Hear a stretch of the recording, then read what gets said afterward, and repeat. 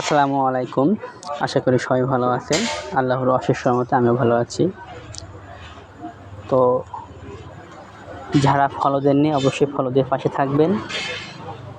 আর ভিডিওটা সম্পূর্ণ দেখবেন।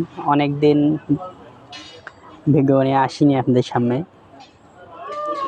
তো আবার চলে আসলাম। আশা করি সবাই মন দর্শক করে দেখবেন, আমাকে সাপোর্ট করবেন এবং উৎসাহ জাগাবেন। তো যাই হোক, আমি হলদি লাগাইছিলাম, আমি আর আমার আব্বা। তো হলদিতে সার দিতে হবে, সার দিতে গেছিলাম।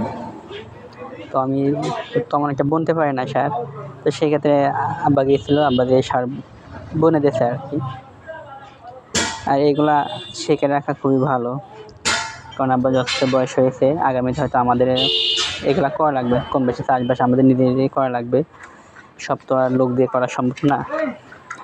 যারা বড় চাষি তাদের ক্ষেত্রে ঠিক আছে, কিন্তু টুকটাক চাষের ক্ষেত্রে লোক দিয়ে না করাই ঠিক, নিজেরাই করাই উত্তম আর কি। তো তার জন্য সব কিছুই কম বেশি শিখে রাখা ভালো আর কি।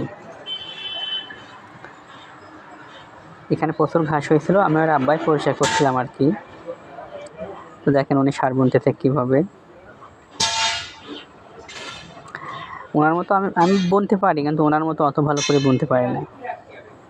আর আপনারা কে কেমন চাষ করতে পছন্দ করেন সেটা অবশ্যই আমাকে জানাবেন।